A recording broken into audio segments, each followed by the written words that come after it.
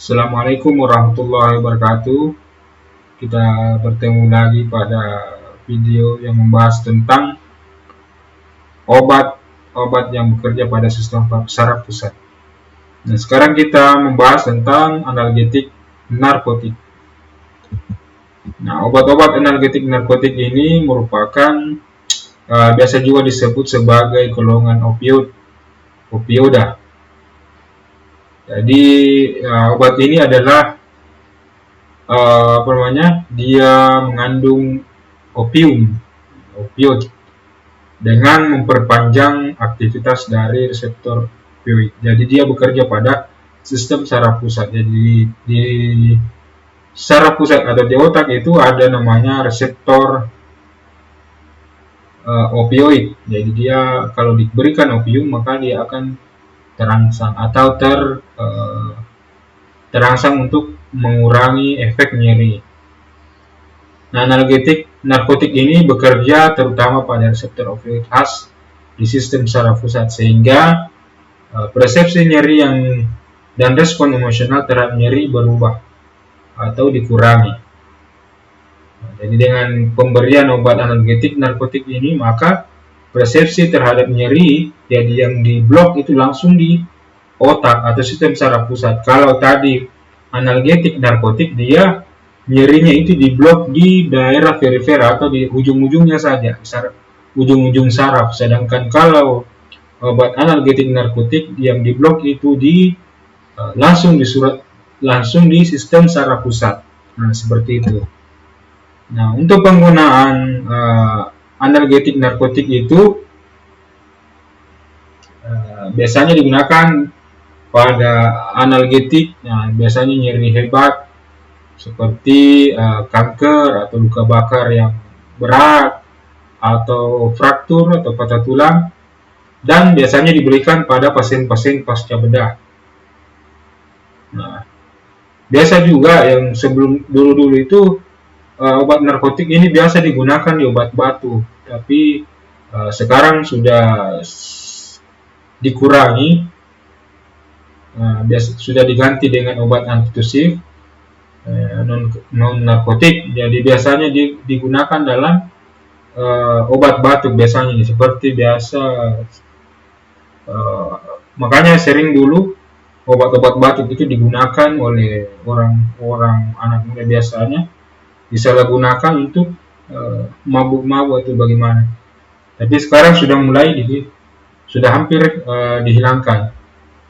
Nah, selain itu penggunaan analgetik narkotik ini juga digunakan dalam medikasi pre-anestetik. Jadi sebelum melakukan tindakan anestesi, biasa diberikan analgetik narkotik dan membantu obat anestetik pasien yang nyeri. Sifatnya yaitu sifat sedasi, anksiolitik dan analgetik. Efek sampingnya adalah dia mengatasi dengan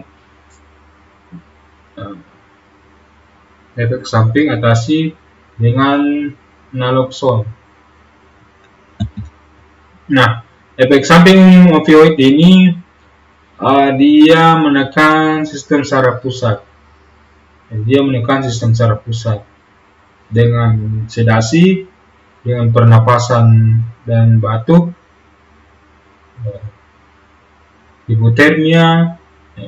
Kalau pada sistem saraf pusat bisa terjadi sedasi, depresi pernapasan dan batuk. Artinya dia pernapasannya bisa menurun, hipotermi, bisa juga perubahan suasana jiwa atau mood. Bahkan bisa menyebabkan muntah-muntah yang biasa karena obat CTZ ini ada obat ada obat nyeri dari golongan opium ini ada namanya CTZ. Nah, untuk dosis tinggi dapat menurunkan aktivitas mental dan motoris. Bahkan untuk dalam dalam tindakan operasi ini sangat berpengaruh pada sistem saraf pusat. Nah, bagaimana pada sistem saluran cerna? Bisa menyebabkan obstipasi atau kesulitan buang air besar, kontraksi sphincter kandung empedu. Jadi juga bisa menyebabkan gangguan pada kandung empedu.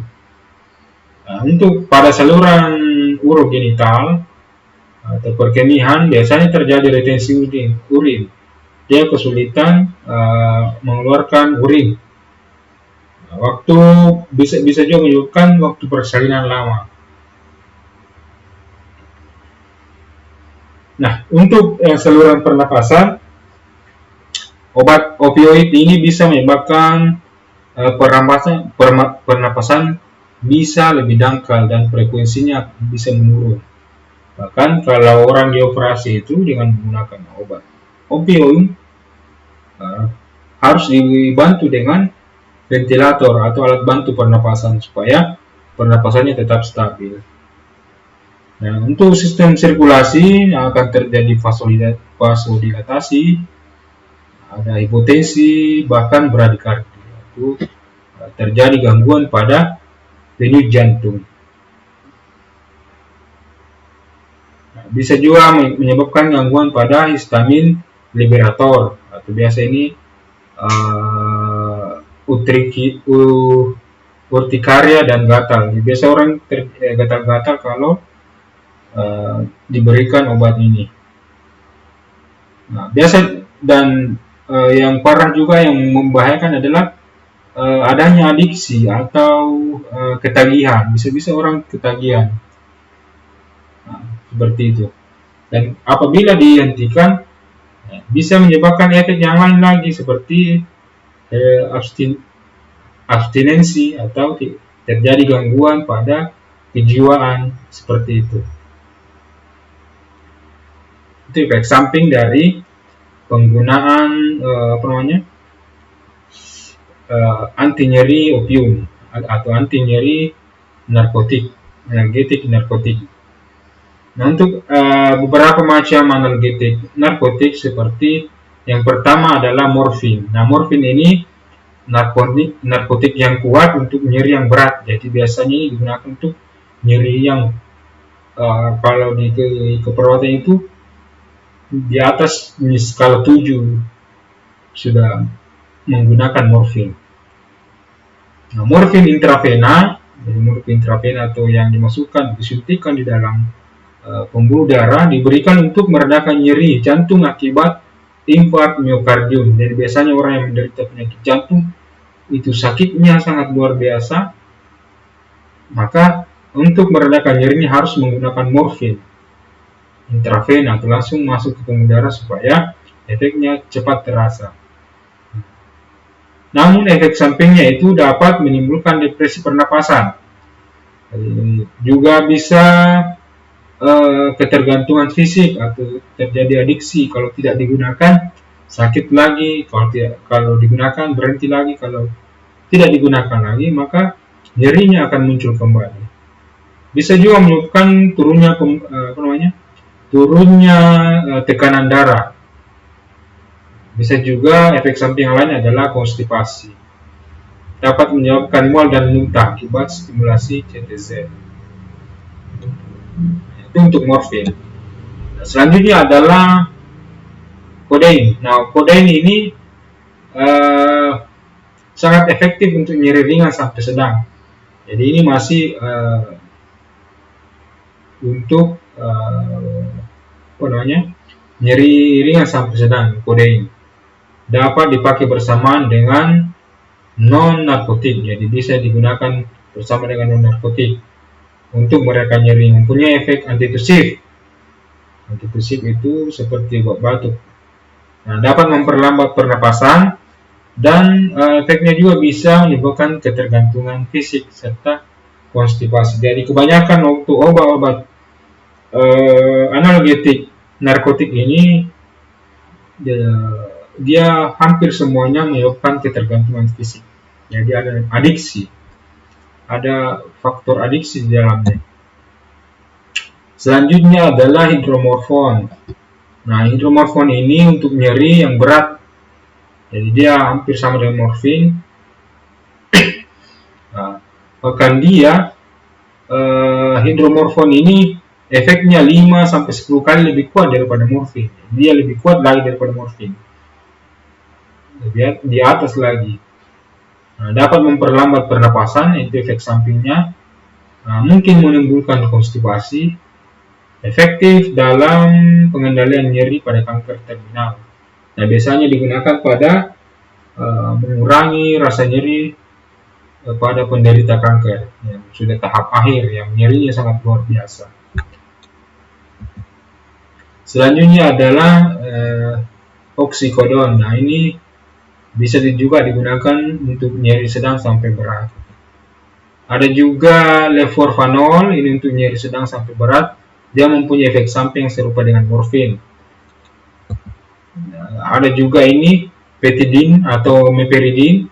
Ini sering digunakan di rumah sakit. Nah, ini untuk nyeri sedang. Biasanya ini diberikan untuk orang-orang yang pasca operasi. Dapat menurunkan tekanan darah dan menimbulkan pusing. Pada cedera kepala dapat meningkatkan tekanan intrakranial. Selanjutnya adalah propoxifen. Nah, indikasinya adalah nyeri ringan. Jadi ini biasanya untuk nyeri ringan saja. Analgetik lemah, tidak menimbulkan konstipasi, sedikit efeknya dalam menimbulkan ketergantungan fisik. Ya, ini agak ringan ini untuk propoxifen. Ada juga metadon. Nah, metadon ini indikasinya adalah dia obat pengganti heroin dan morfin pada terapi substansi bagi para pecandu. Jadi biasanya metadon ini digunakan untuk pecandu narkoba, untuk terapi untuk pecandu narkoba. Bagaimana dia untuk menghilangkan kecanduannya terhadap narkotik seperti heroin dan morfin. Nah, efeknya tidak menimbulkan euforia sehingga menghindari gejala abstinensi setelah penghentian obat narkotika lain. Penggunaan lama juga menimbulkan adiksi yang lebih mudah disembuhkan. Jadi metadon ini dia biasa digunakan untuk orang yang ketergantungan obat, tapi dia efek adiksinya lebih rendah dibandingkan tadi heroin dengan morfin. Yang lain adalah tramadol. Nah, tramadol ini di beberapa negara seperti Indonesia, Amerika Serikat, Swedia, dan Belanda, Jepang, dia tidak termasuk golongan narkotika. Kenapa? Karena dia tidak menimbulkan ketagihan. Tapi dalam beberapa negara ini termasuk dalam golongan analgetik narkotik. Nah, tramadol ini merupakan agonis reseptor mu yang lemah. Jadi inhibisi ambilen, NE dan serotonin, dan merangsang reseptor alfa 2 adrenergic.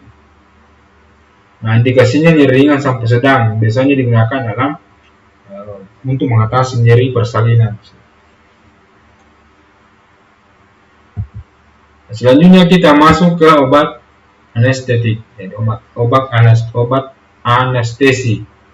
Jadi anestesi itu sebenarnya ada dua macam pemberian anestesi, ada yang lokal, ada juga yang umum.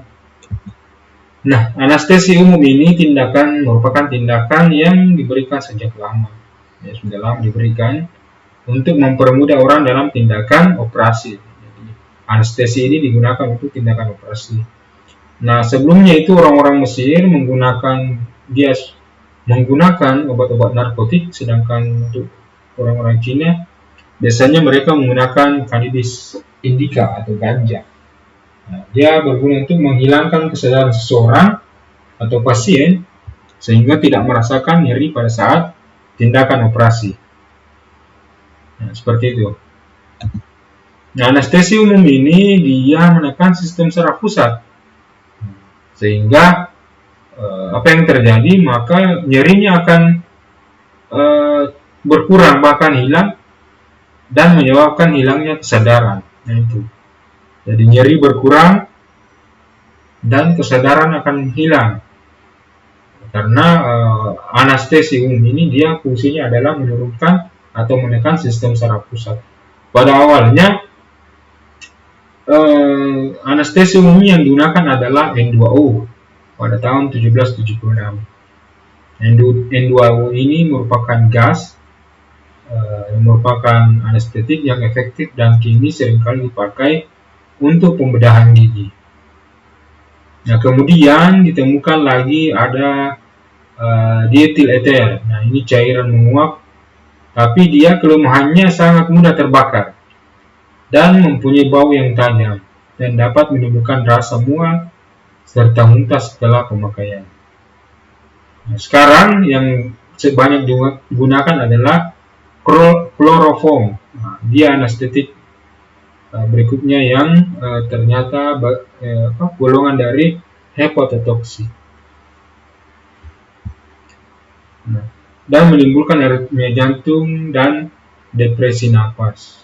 Dalam upaya memperoleh zat yang lebih aman, maka dikembangkanlah anestetik lain seperti yang kita kenal sekarang.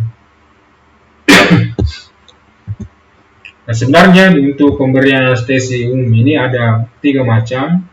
Ada inhalasi atau melalui pernapasan, ada juga melalui intravena. Tapi sekarang sudah banyak menggunakan anestesi secara seimbang, jadi perpaduan antara inhalasi dan intravena. Kita lihat selanjutnya. Nah, untuk anestesi seimbang itu dia hipnotik diberikan semalam sebelumnya. Jadi semalam sebelum tindakan operasi harus diberikan dulu hipnotik. Dia berfungsi, obat hipnotik dia berfungsi untuk menenangkan pikiran calon pasien atau pasien. Nah, selanjutnya di keesokan harinya sebelum dilakukan tindakan operasi diberikan premedikasi.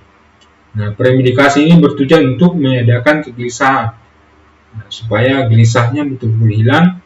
Yang digunakan adalah analgetik, narkotik, atau benzodiazepin. Contoh obatnya itu adalah midazolam, dan ada juga antikolinergik, contohnya atropin. Ya, tujuannya adalah untuk mengurangi sekresi yang diberikan kira-kira 1 jam sebelum pembedahan. Jadi sebelum pembedahan itu orang tidak langsung disuntik, langsung dibedah, tidak. Ada namanya premedikasi. Diberikan dulu obat supaya pasien ini tidak gelisah. Nah, selanjutnya pada proses induksi anestesi, misalnya barbiturat dengan masa kerja singkat. Jadi pada masa kalau operasinya ringan, seperti yang diberikan adalah natrium tiopental. Selain itu ada juga pemberian gas inhalan seperti nitrooksida dan oksigen untuk mempertahankan anestesi.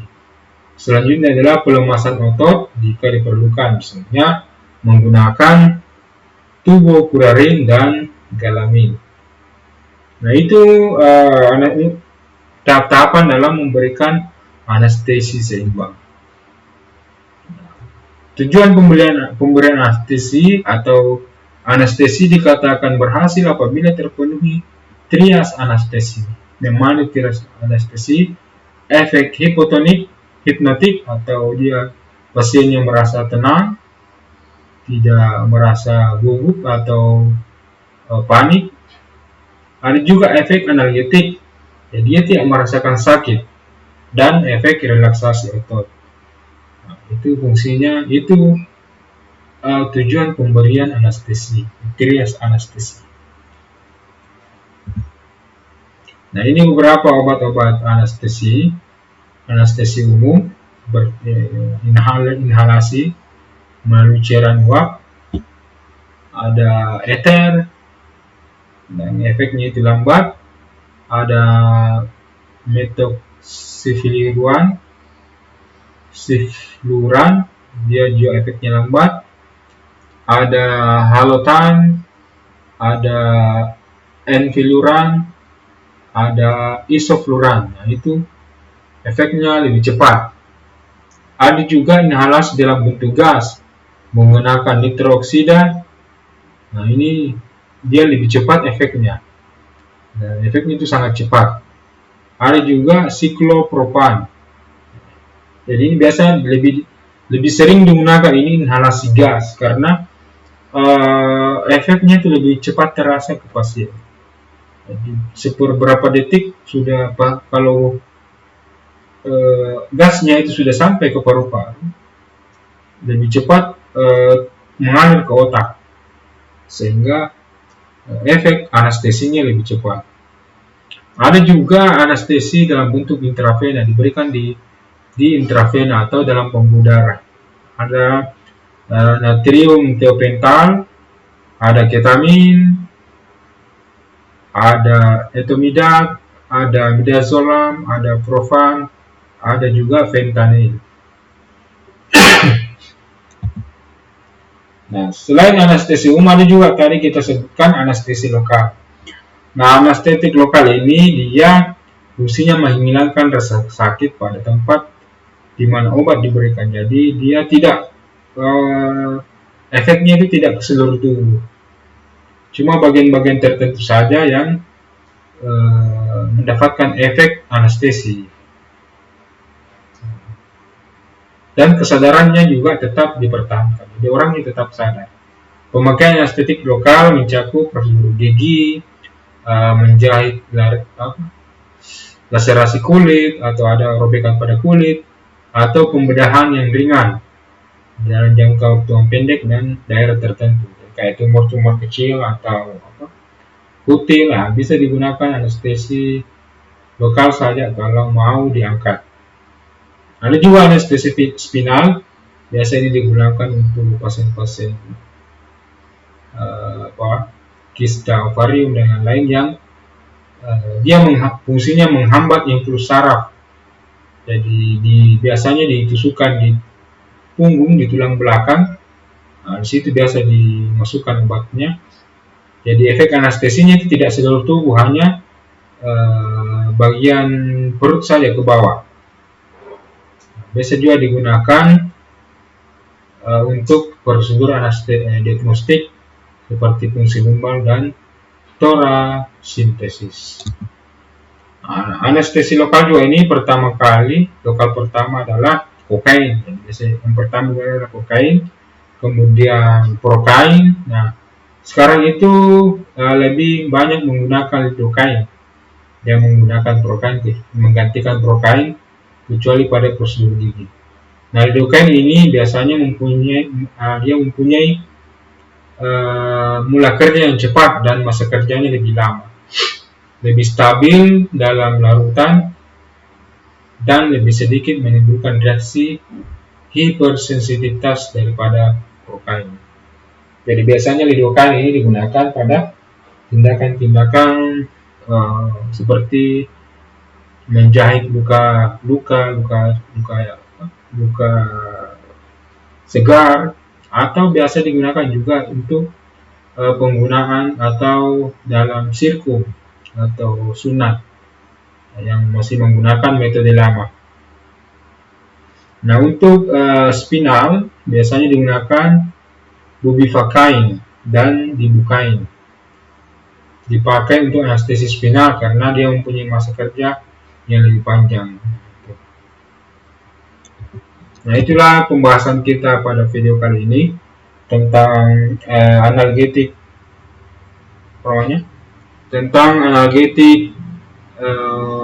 narkotik dan anestesi. Sekian dan terima kasih. Assalamualaikum warahmatullahi wabarakatuh.